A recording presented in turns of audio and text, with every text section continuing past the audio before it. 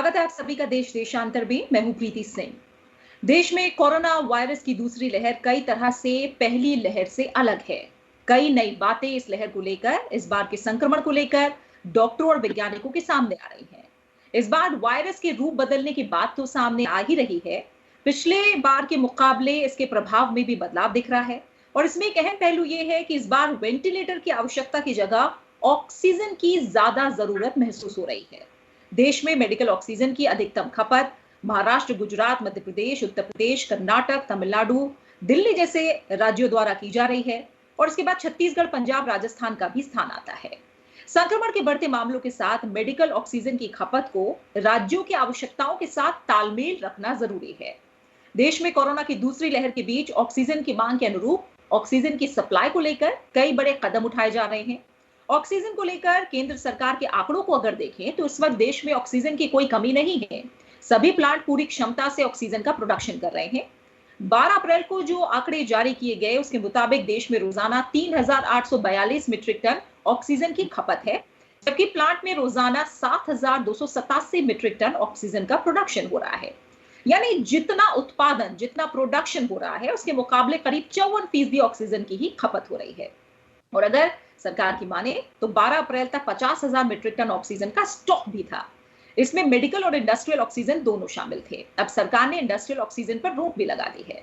आज हम देश देशांतर में चर्चा करेंगे और जानेंगे कि कोरोना की दूसरी लहर और जो ऑक्सीजन प्रबंधन है उसको लेकर तमाम पहलुओं पर चर्चा करेंगे। और इस चर्चा में मेरे साथ दो खास मेहमान शामिल हो रहे हैं। मेरे साथ है दिलीप चुनॉय, सेक्रेटरी जनरल फिक्की। साथ ही मेरे साथ है डॉक्टर के Madan Gopal, senior consultant health, NITI Aayog. आप दोनों मेहमानों का बहुत बहुत शुक्रिया मेरे साथ इस चर्चा में शामिल होने के लिए। डॉक्टर गोपाल, पहले आपसे शुरुआत करूंगी और मैं चाहूंगी पहले आप थोड़ा सा समझाएं कि अभी देश में स्थिति क्या है, संक्रमण की जो दूसरी लहर है उसके बाद फिलहाल क्या स्थिति दिख रही है ऑक्सीजन के उत्पादन और खपत को लेकर। धन्यवाद प्रीति जी। जैसा कि आप देख अभी सभी लोग को विदित है कि सेकेंड वेव चल रहा है, तो आज 2.94 लाख केसेस पर डे आए हैं। जब हम लोग ने शुरुआत में इसका आकलन किया था कि कितनी हमारी तैयारी होनी चाहिए, उसके हिसाब से जब तैयारी के बारे में जब हम लोग ने प्रिपेयरनेस लेवल की बात करी थी, उस समय ये हम लोग की स्थिति स्पष्ट थी कि हमें इस लेवल तक की तैयारी हमारी होनी चाहिए। कितने आईसीयू बेड चाहिए, कितने ऑक्सीजन बेड चाहिए, कितने आपके वेंटिलेटर होने चाहिए, कितने हम आइसोलेशन में रखेंगे और कितने हम लोग क्वारंटाइन में रखेंगे, वैसी एक व्यवस्था की गई थी। लेकिन केसेस बढ़ रहे हैं। जैसा भी पहले अनुभव होता, अगर आप उसको समझना है तो ये ऐसा समझना चाहिए कि अगर 100 कोविड के केस होते हैं तो उसमें से 80 केस एसिम्प्टोमेटिक या प्री सिम्प्टोमेटिक होते हैं, जो आप होम आइसोलेशन या उसमें, मैं खाली जो पॉजिटिव टेस्ट उनकी बात कर रहा हूँ। अगर 100 पॉजिटिव केस हैं तो 80 केस को होम आइसोलेशन में ही आप देख सकते हैं। पहले उनको कोविड केयर सेंटर में देखते थे। बाकी बचते 20 केसेस में से 17 मॉडरेट होते हैं, जिनको नॉन आईसीयू केयर या उनको अस्पताल में रखने की आवश्यकता पड़ती है, प्लस 3 सीवियर केसेस होते हैं। 17 में से 20 में से 17 आपके मॉडरेट होते हैं और 3 आपके सीवियर केस होते हैं। सीवियर केस को आप आईसीयू लेकर आते हैं, जिनको रखना पड़ता है। तो उसी के हिसाब से आपका जो व्यवस्था होती है कि आपको उसी हिसाब से व्यवस्था करनी है। जब हम लोग ने प्रोजेक्शन किए थे इसके, तो उस समय जब बात किया था कि हमें इन्वेसिव वेंटिलेशन की कितनी जरूरत पड़ेगी, मैं इसलिए आ रहा हूँ कि आप ऑक्सीजन डिमांड को समझ सकें। तो invasive ventilation, non invasive ventilation होता है। इन्वेसिव मीन्स आपने ट्यूब डाला है, नॉन इन्वेसिव मीन्स बिना ट्यूब डाले वेंटिलेशन होता है। प्लस उसके नॉन वेंटिलेटेड बेड्स होते हैं जिसमें आपको ऑक्सीजन की आवश्यकता पड़ती है। जैसे औसतन आप जो अभी तक के जो खपत देखी गई है, जो पिछले जो आंकड़े हैं उसमें जो खपत देखी गई है, एक पर्टिकुलर डे में जैसे आज की खपत देखी गई तो 0.4% लोग आपके आईसीयू में रहते हैं वेंटिलेटर सपोर्ट पे। बाकी करीब 11% जो आज के दिन में केसेस हैं उनको ऑक्सीजन की आवश्यकता पड़ती है। तो उस हिसाब से आप देखेंगे, जैसे आज हमारे 22 लाख एक्टिव केसेस हैं, तो 11% लोगों को ऑक्सीजन की आवश्यकता पड़ेगी और पड़ रही है। तो उसके लिए जो आपने जैसे बताया कि करीब करीब जो पुराना जो वो था आंकड़ा था कि 3500 मेट्रिक टन की खपत हो रही है, जो यूज हो रहा है इनको सपोर्ट करने के लिए। उसके अलावा प्रोडक्शन हमारा करीब 7,500 मेट्रिक टन के ऊपर है। लेकिन आप देखेंगे कि बहुत सारा नॉन कमर्शियल यूज है। इसमें प्रोडक्शन काफी है, लेकिन उत्पादन आपका पूर्वी क्षेत्र में है, रिक्वायरमेंट आपकी पश्चिमी क्षेत्र में है।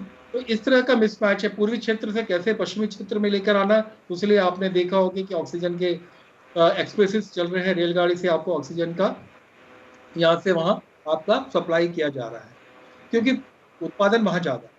उसके अलावा ऑक्सीजन कहाँ यूज होता है, एक तो स्टील प्लांट्स में यूज होता है, कुछ फार्मास्यूटिकल्स में यूज होता है, जहाँ पे वायल्स और ग्लास के वो बनाते हैं वहां यूज होता है।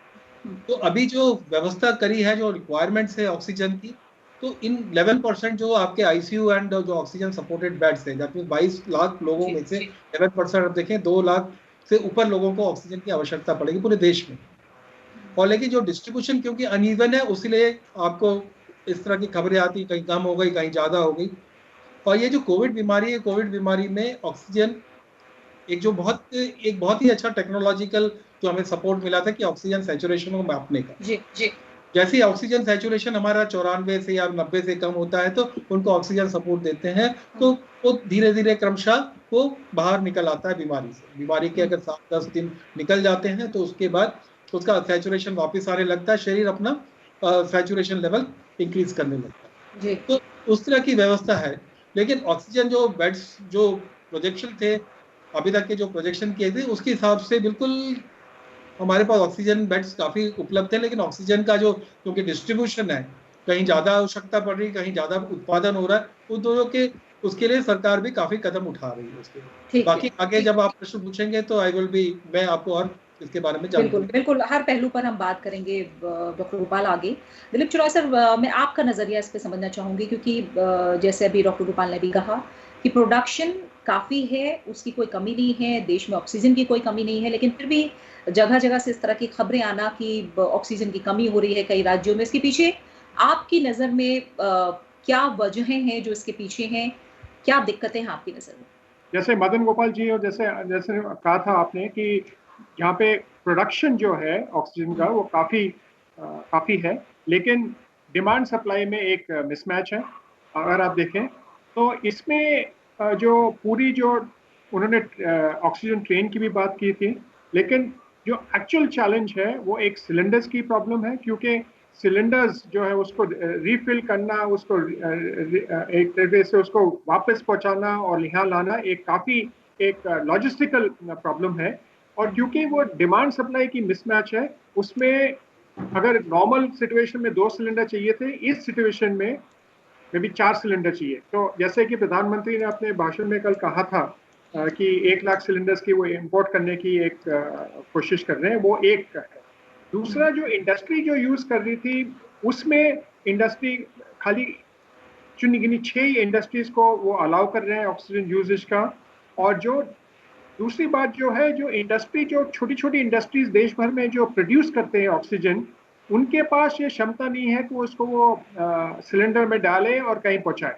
तो एक लॉजिस्टिक्स का एक चैलेंज है। एक और बात है कि काफी इंडस्ट्रियल ग्रेड जो ऑक्सीजन है उसको जो हम कॉन्सेंट्रेट करते हैं, तो तकरीबन इंडियन मेडिकल साइंस और डॉक्टर मदन गोपाल इसमें ज़्यादा एक तरीके से टिप्पणी दे सकते हैं।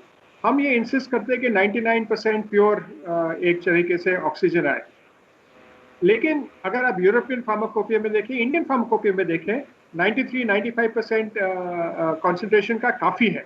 तो अगर हम उसमें भी अगर ध्यान दें और उसको एक तरीके से उसको एक 93-95% को भी काम में लाए, तो ये एक समस्या सॉल्व हो सकती है। तो 3 फंडामेंटल चैलेंजेस हैं। एक लॉजिस्टिक्स चैलेंज है, दूसरा सिलेंडर्स का चैलेंज है, और तीसरा जो पूरी जो लॉजिस्टिक्स सिस्टम है, सिलेंडर को वापस लेना, उसको रीफिल करना और उसको आगे ले जाने का एक तरीका, जो पूरा जो साइकिल टाइम है वो, क्योंकि कहीं पे डिमांड कहीं पे है, सिलेंडर किसी और के ऊपर किसी और कंपनी का है, उसे कहीं और जाके फिल करना पड़ेगा, तो ट्रांसपोर्टेशन में काफ़ी टाइम लग रहा है। और जो कर्फ्यू लगे हैं, जो इंटरस्टेट मूवमेंट, और कल वित्त मंत्री ने और मंत्रालय ने एक्चुअली कहा कि इन पे रोक नहीं होनी चाहिए बॉर्डर क्रॉस करने के लिए, क्योंकि कल दिल्ली में एक तरह से बॉर्डर पे ट्रक्स रुक गए, तो दिल्ली के हॉस्पिटल्स को परेशानी हुई। तो अगर आप देखें तो इन तीनों चीज़ पर अगर हम ध्यान दें और इनको सॉल्व करें, तो आगे जाकर के जो ऑक्सीजन की ज़रूरत है वो पूरी तरह से उपलब्ध होगी। ठीक है। डॉक्टर गोपाल, जो पहलू यहाँ पर चिनॉय सर ने भी बताए हैं लॉजिस्टिक्स के पहलू को लेकर, डिस्ट्रीब्यूशन के पहलू को लेकर, अभी जो फिलहाल बड़े कदम इन तमाम बाधाओं को दूर करने के लिए उठाए जा रहे हैं, उनके बारे में थोड़ा बताइए और उसका असर अब कितनी जल्दी दिखेगा फिर हमें? इसकी शुरुआत तो हो गई है। जैसे अभी 7,500 करीब हमारा जो उत्पादन है उसमें से करीब करीब 6600 जो है ईयर मार्क कर दिया है आपके मेडिकल यूज के लिए, और कुछ ही इंडस्ट्रीज को अलाउ किया है। जैसे दिलीप जी ने बताया कि 6 इंडस्ट्रीज को रखा है। उसके अलावा बहुत सारे अलग प्रयास कर रहे हैं। पिछले साल करीब 162 करीब PSA, that is pressure swing absorption technology से जो प्लांट बनते हैं, जो हमारे जिला चिकित्सालय या जो हमारे इंस्टीट्यूशन है वहाँ पे उन्होंने व्यवस्था करी, जिसमें से अभी 32-34 करीब चालू हो गए हैं, और तो आने वाले दिनों में करीब 20-25 और स्टार्ट हो जाएंगे। ये क्या करते हैं कि हवा से ही आपके ऑक्सीजन को कंसंट्रेट करते हैं, या तो लिक्विड फॉर्म में आपके उसमें आ जाता है, और बाकी जो लिक्विड दूसरे टैंकर से आते हैं that act as a top up for this, वो टॉप अप जैसी व्यवस्था हो रही है। उसके अलावा जो लोअर लेवल के जो फैसिलिटीज है वहाँ पे ऑक्सीजन कंसंट्रेटर्स का भी इस्तेमाल हो सकता है, हो रहा है वहाँ पे। उसके अलावा जहाँ तक कि आजकल जो मेडिकल जो ऑक्सीजन सप्लाईज है वो सिलेंडर की जगह सेंट्रलाइज सप्लाईज होती हैं अधिकतर, जो जम्बो टैंक रहता है और सेंट्रल सप्लाई रहती है, ताकि वो निर्बाध तरीके से उसको सप्लाई मिलते रहे और मॉनिटर कर सके। क्योंकि सिलेंडर पहले यूज होता था तो उसके साथ बहुत सारी दिक्कतें थी। धीरे धीरे आप अधिकतर अस्पतालों में आपको सेंट्रल सप्लाई ही आपको दिखेंगी। तो वो एक है, सिलेंडर्स आर वेरी इंपॉर्टेंट, लेकिन वो भी एक अलग तरीका है। दूसरा लॉजिस्टिक्स में जो टैंकर्स की बात करी है, तो नाइट्रोजन टैंकर्स को थोड़ा सा मॉडिफाई कर they are using it for आपके ऑक्सीजन उसके लिए, तो वो भी एक प्रयास किया जा रहा है। लेकिन जो एक और जो अभी जो प्रयास किया गया है, मैप कर दिया हर स्टेट को ऑक्सीजन प्लांट के साथ मैप कर दिया गया है कि कौन से स्टेट को कौन सी जगह से ऑक्सीजन आएगी। वो बहुत डायनामिक है, वो धीरे धीरे चेंज होती रहेगी। तो हर स्टेट को उसकी रिक्वायरमेंट के हिसाब से जितनी भी आपकी सप्लाई से उसको मैप करने के बाद वो धीरे धीरे ये व्यवस्था खत्म हो गई। उसके अलावा एक और जो प्रयास करना है, जो किया जा रहा है, कि उसकी वेस्टेज को रोकना, ऑक्सीजन की वेस्टेज को रोकना।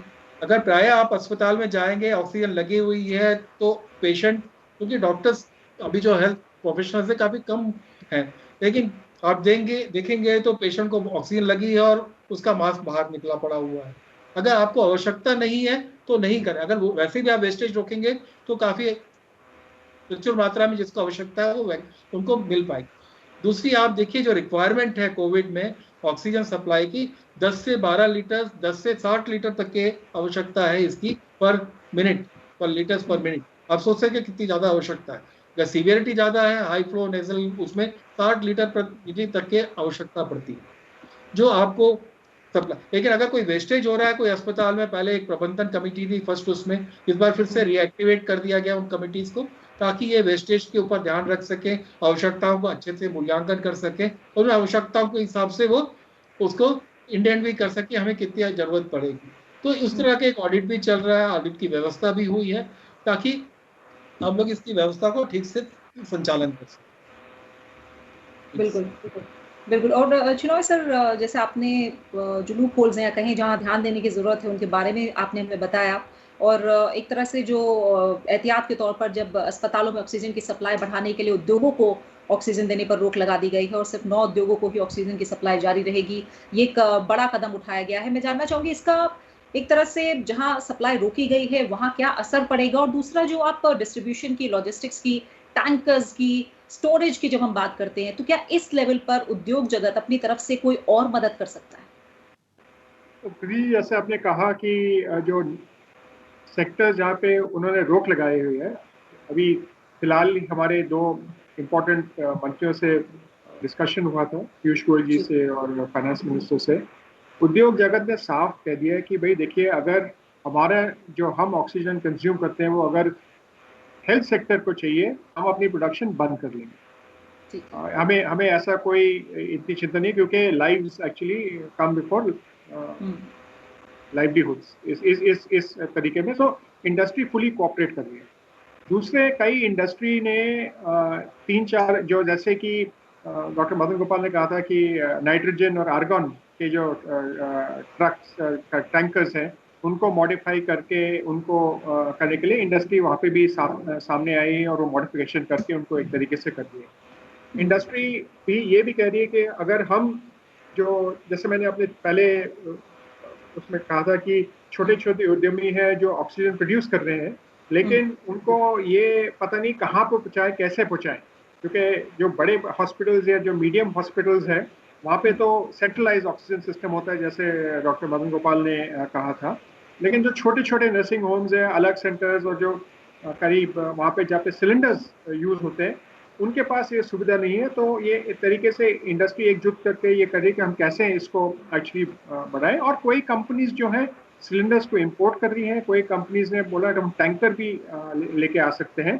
तो काफी एक तरीके से ये प्रयास है, क्योंकि अभी एक अगर इस चर्चा से हम ये एक तरीके से नहीं बात नहीं फैलनी चाहिए कि ऑक्सीजन की शॉर्टेज है, कोई आप ऑक्सीजन रखें, वो परिस्थिति नहीं है, ठीक है। और सरकार मिल करके, सब मिलजुल के, सारे स्टेक होल्डर्स मिल करके अगर आगे जरूरत पड़ी ज्यादा और ऑक्सीजन की, उनको फ्यूचर के लिए कैसे ऑक्सीजन सप्लाई जारी रखें और उसको कैसे करें, ये एक काफी स्तर पे ये काम चल रहा है। एक सेक्रेटरीज के अंदर एक ग्रुप है और वो भी रिव्यू कर रहा है, गैस मैन्युफैक्चरर से, इक्विपमेंट मैन्युफैक्चरर से, इंडस्ट्री से, कई संस्था भी उनके साथ जुट गई हैं। तो ये एक काफी अच्छा, और कोई स्टार्टअप्स भी हैं जो उन्होंने जो आपकी जो ट्रांसपोर्टेशन जो प्रॉब्लम है उसको सॉल्व करने के लिए एल्गोरिथम्स बना रहे हैं कि भाई ये शॉर्टेस्ट रूट है, यहाँ पे है। तो अलग अलग तरीके के स्टेक होल्डर्स इसमें जुड़े हुए हैं कि किसी पेशेंट को कहीं कोई परेशानी न हो ऑक्सीजन की कमी के। लेकिन जो पहले उन्होंने, मैं ये बात फिर से दोहराना चाहता हूँ कि अगर आप 100 कोविड पेशेंट लें तो बहुत ही कम परसेंटेज को ऑक्सीजन की जरूरत है, और जिनको घर पे नॉर्मल केयर से या सेल्फ आइसोलेशन से होती है उनकी ऑक्सीजन की जरूरत नहीं है।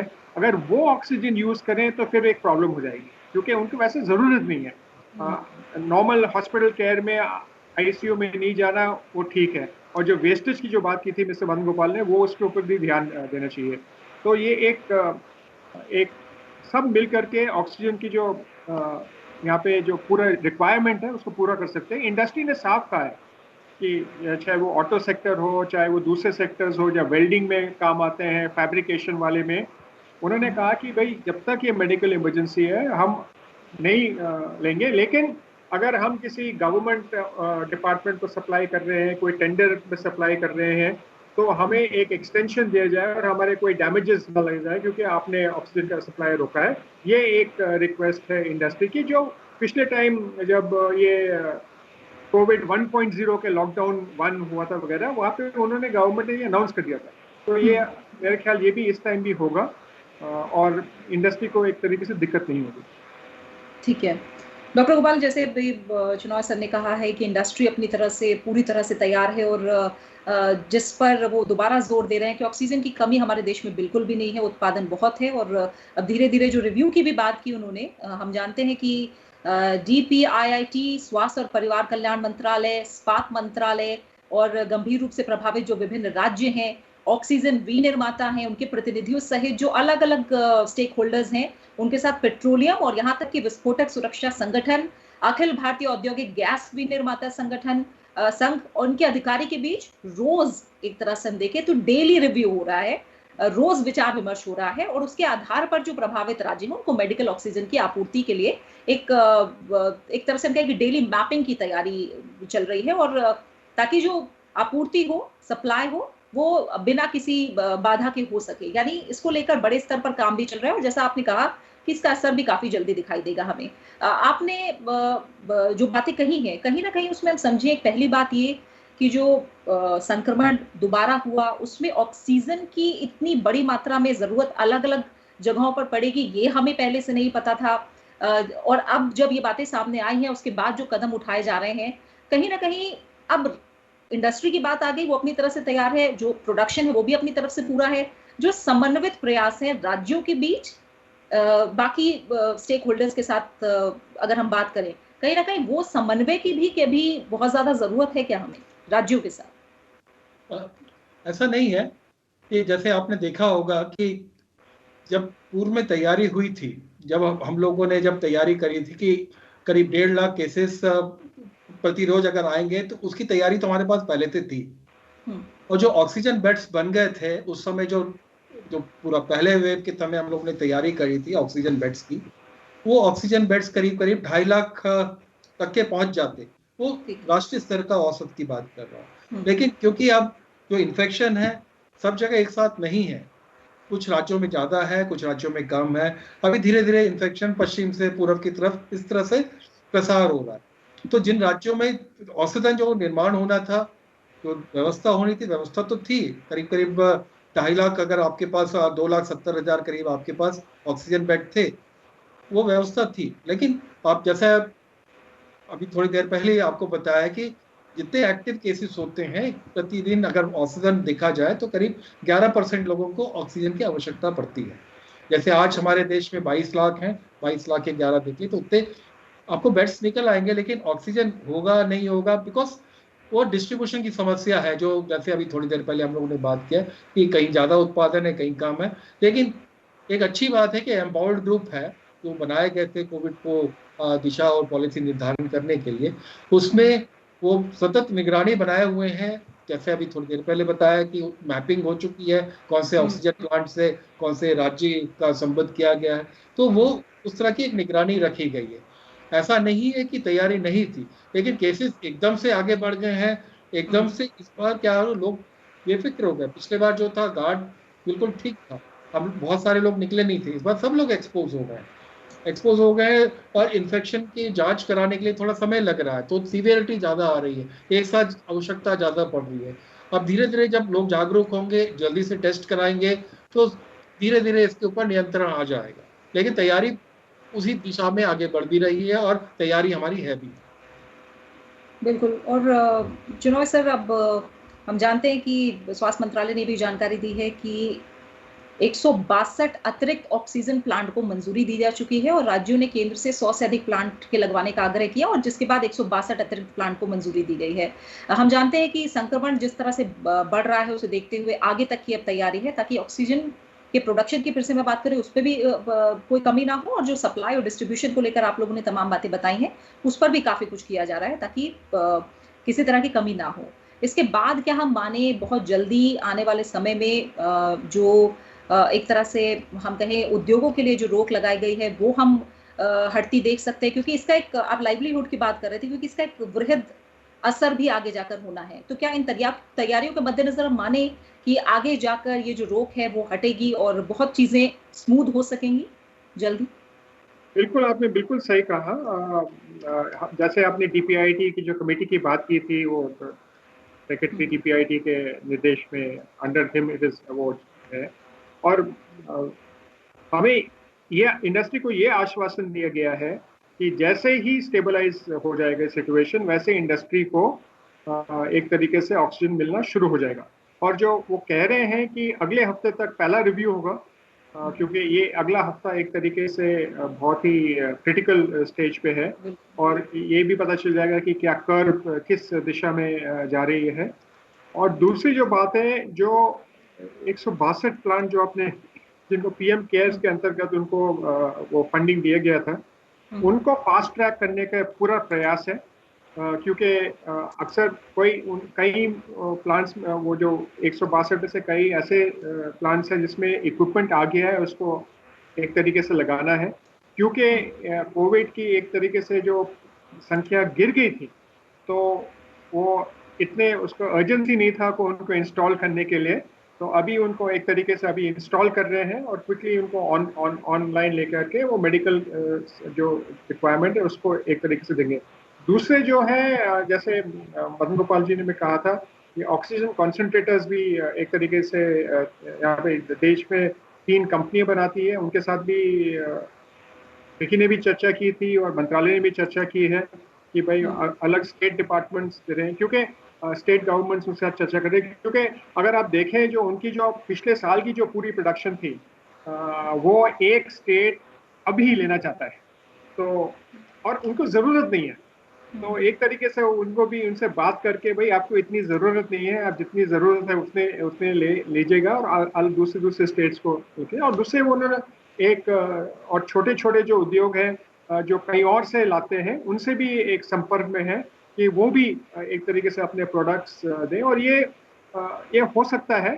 लेकिन जैसे मदन गोपाल जी ने कहा, जो इनका जो स्प्रेड ऑफ इन्फेक्शन और rate of spread of infection इतना फास्ट हुआ कि आप जो इंफ्रास्ट्रक्चर क्रिएट करना चाहते थे उतना टाइम नहीं था। इसलिए मैं बार बार कहता हूँ और आपके प्रोग्राम के दौरान में कहता हूँ कि प्लीज जो सोशल डिस्टेंसिंग, मास्क और सैनिटाइजेशन की जो नॉर्म्स है, कोविड अप्रोप्रिएट बिहेवियर, चाहे आप वैक्सीनेशन के लिए जाए चाहे आप कहीं जाए, एक तो अगर आपको बाहर जाने की जरूरत नहीं है प्लीज बाहर मत जाइएगा, और इस तरह ये कोविड बिहेवियर का आप पूरा करिएगा, क्योंकि उसी से हम कंट्रीब्यूट कर सकते हैं इसको स्प्रेड को रोकना। अगर हम स्प्रेड को रोकेंगे तो ऑक्सीजन की पूरे जो सिलेंडर्स की उसमें उसकी आवश्यकता भी कम हो जाएगी। बिल्कुल, और हम भी अपने स्तर पर कोशिश कर रहे हैं चिनॉय सर। मैं घर पे बैठकर ये प्रोग्राम रिकॉर्ड कर रही हूँ, हम लोगों ने आपको स्टूडियो में नहीं बुलाया है, तो ये कोविड अप्रोप्रिएट बिहेवियर है जिसका हम पालन कर रहे हैं, और कहीं ना कहीं हम भी अपना योगदान देने की कोशिश कर रहे हैं और लोगों को ये बात समझनी भी होगी। दूसरी बात आपने कहा कि जैसे राज्यों को जरूरत नहीं है फिर भी उन्होंने डिमांड की, इसीलिए मैं वो समन्वय की बात कर रही थी डॉक्टर गोपाल, की राज्यों को भी अपनी जिम्मेदारी कहीं ना कहीं समझनी पड़ेगी, यही मेरा सवाल भी था। इस बीच जो खबर नासिक से हमारे पास आई आज ही दुर्भाग्यपूर्ण रहा कि जो लीकेज हुआ 22 लोगों की मौत हुई, कहीं ना कहीं इससे क्या कमी रह गई और इससे सीख क्या मिल रही है हमें आगे के लिए? आप देखिए, ऑक्सीजन काफी इन्फ्लेमेबल लिक्विड होता है, वो हमें ध्यान रखना चाहिए। इसको कोई भी हैंडल नहीं कर सकता, एक ट्रेनिंग हो चाहिए इसको हैंडल करने के लिए। जब ऑक्सीजन को आप जैसे लगाते हैं, कहीं भी रिफ्यूल करते हैं, उस समय काफी सतर्कता बरतने की आवश्यकता है। या उसके वॉल्व्स के रख रखाव, क्योंकि टैंकर्स हैं, प्रेशर इतना ज्यादा, अगर एक भी रिफ्यूल अनरिफ्यूल करने के बाद तो वॉल्व्स एंड अदर्स को चेक किया जाता है। अगर इतना प्रेशर रहेगा, अगर वो थोड़ा सा भी आपके एसओपीस हैं जो आपके टैंकर्स को हैंडल करने के, तो रिफिल करने के, अनरिफिल करने के, तो अगर आपने ध्यान नहीं दिया तो इस तरह की चीजें हो सकती है, क्योंकि मानवीय भूल हो सकती है, क्योंकि इतना प्रेशर रहता है, काम करते हैं, जैसे लीक होगा तो हादसा हो जाता है, तो वो हो सकता है। लेकिन उसके लिए जैसे आपके पीएसए जो प्लांट्स लग रहे हैं, 32 ऑपरेशनल लोग हैं, आगे होंगे, तो मोरलेस ये हादसों काफी कम हो जाएंगे। लेकिन इसको रूल आउट नहीं किया जा सकता क्योंकि बहुत सारे लोग हैं अभी इतने प्रेशर में काम कर रहे हैं, तो उसके लिए काफी दुख भी लगता है। लेकिन क्योंकि अब आवश्यकता है, तो लीक हो गया तो हम कुछ नहीं कर सकते, वो हमारे हाथ में। बिल्कुल, और इसी के साथ समय ये पूरा। और चिनॉय सर कुछ कहेंगे आप आखिर में? नहीं, जैसे मदन गोपाल जी के जो नासिक में जो घटना हुई थी वो काफी अनफॉर्चुनेट इंसिडेंट था, और मेरे ख्याल से एक तरीके से जो जांच की जाएगी और उसका जो क्या कारण था उस तरीके से उसको बिल्कुल सामने आने चाहिए और प्रिकॉशंस लेने चाहिए, क्योंकि ये बहुत ही एक्चुअली ऑक्सीजन जो है उसके कारण आग लगती है। अगर आप देखें सिंपल से टर्म्स में, अगर आप उसको ठीक से हैंडल नहीं करेंगे, डॉक्टर मदन गोपाल जी ने अच्छे से समझाया था, लेकिन अगर आप मास्क निकाल के भी ऑक्सीजन अगर बाहर जा रहा है तो वो भी एक खतरनाक चीज है, क्योंकि आप अगर कुछ कर रहे हो, मोबाइल फोन या कुछ भी किया, कुछ भी स्पार्किंग है, तो आपको इंडिविजुअली अगेन भी बहुत सतर्क रहना चाहिए। हॉस्पिटल से सतर्क रहते हैं, लेकिन ये नासिक का केस एक दुर्भाग्य, एक तरीके से अनफॉर्चुनेट इंसिडेंट है। बिल्कुल, और इसी के साथ समय यही पूरा हो रहा है। चिनॉय सर आपका, डॉक्टर गोपाल, आप दोनों मेहमानों का फिलहाल बहुत बहुत शुक्रिया हमारे साथ देश देशांतर में इस चर्चा में शामिल होने के लिए। तो जाहिर है देश में बढ़ते कोरोना संक्रमण के मामलों के मद्देनजर राज्यों में ऑक्सीजन की मांग जिस तरह से लगातार बढ़ रही है, उसे देखते हुए अगर हम तमाम पहलू को देखें तो प्रोडक्शन को लेकर किसी भी तरह की देश में कोई समस्या नहीं है। निर्माण इकाइयों में उत्पादन और बढ़ा दिया गया है, पहले से स्टॉक भी मौजूद है, पर्याप्त मात्रा में हमारे देश में ऑक्सीजन मौजूद है, और मांग के कारण जो ऑक्सीजन की सप्लाई है उसे लेकर अलग स्तर पे जो दिक्कतें आ रही थी उन्हें भी अब दूर कर लिया गया है। जरूरी है कि ऑक्सीजन प्रबंधन से जुड़े हर पहलू पर और बारीकी से ध्यान दिया जाए जो अब दिया जा रहा है, और केंद्र और राज्य स्तर पर समन्वित प्रयास हो और दोनों ही स्तर पर अपनी अपनी जिम्मेदारी को समझा जाए और उसके मुताबिक काम किया जाए, और ये भी ध्यान रखा जाए कि ऑक्सीजन की किसी भी स्तर पर बर्बादी ना हो। इसी के साथ देश देशांतर में फिलहाल इतना ही। नमस्कार।